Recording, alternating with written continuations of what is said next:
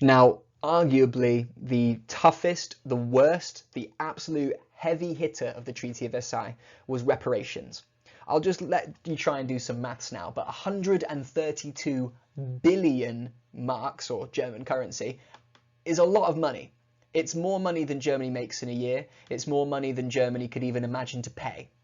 I don't think anyone in Germany even had 132 billion marks. It's a crazy, ludicrous sum.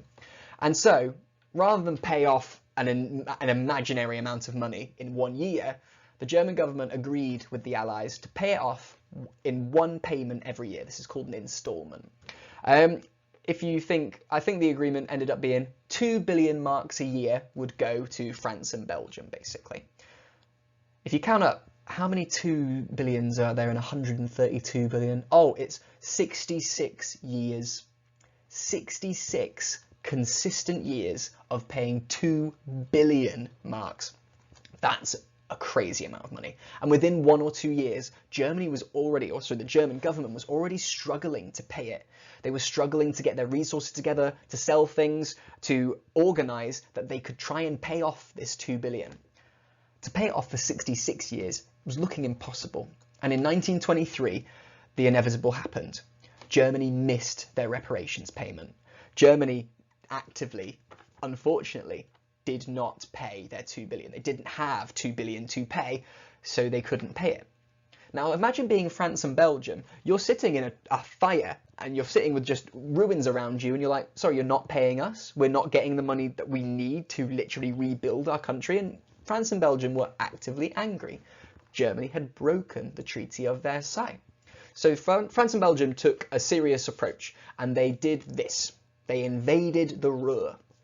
The Ruhr is basically an area of Germany, like a series of towns in a little area of Germany that had loads and loads of factories, particularly making steel and coal. Basically, as payment, France and Belgium said, right, if you can't pay us physically, we'll take it literally. We will go to this Ruhr and we'll turn it into an area of France and Belgium, and it will be ours. We will earn the money from the Ruhr, and that's, you know, you'll pay your reparations. The German government didn't like that. Remember, the German government already has no money, and France and Belgium taking basically one of their only money makers was a massive issue, because if they lose their money maker, German government's just going to have a nightmare with funds anyways. So the German government decided to create this thing called passive resistance. They did not like the fact that the French and Belgians had invaded them, so they decided to try and resist without causing any fighting. So what they did is they told the workers to go on strike. Going on strike means refusing to work. Going on strike means I'm just not going to go to work because I don't feel like I'm being treated correctly. What this would mean is that the Ruhr would not make any money, and therefore France and Belgium would just have their army there, like you can see in these pictures, for no reason. The thing is, when you ask people to not work, it means that they're not going to get paid.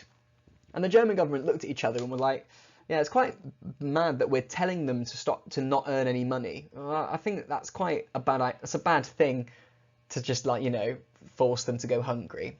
I guess why don't we pay them? The German government just pays the striking workers to continue striking so that, you know, France and Belgium can't earn any money.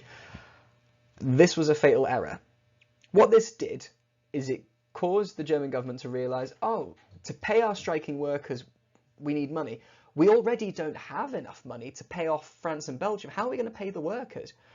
Okay, I've got an idea. Print some more money. We don't physically have enough. Start printing more. And what this created was a series of problems that caused the value of German currency to go down. What this basically does is that when there's more money, the value of that money is worth less.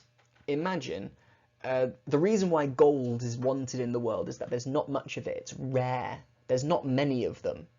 But then suddenly, if you put loads of gold in everyone's pockets, would anyone pay a high price for gold? No, it's not rare anymore. It's the same thing for money. There's a limited amount of it. When you start printing more and more and more money, people just have more and more and more money, which means it's not worth as much, which means to match, you know, how everyone's got hundreds of marks sticking out their pockets, prices need to increase. And this price increase is called inflation, and it spirals out of control. I'll stop the video here because it'll get too long for me to explain the next part, but let's just get through some questions for you to know you're confident on this area. So first, why were reparations a significant issue for the German government? Why was that a problem?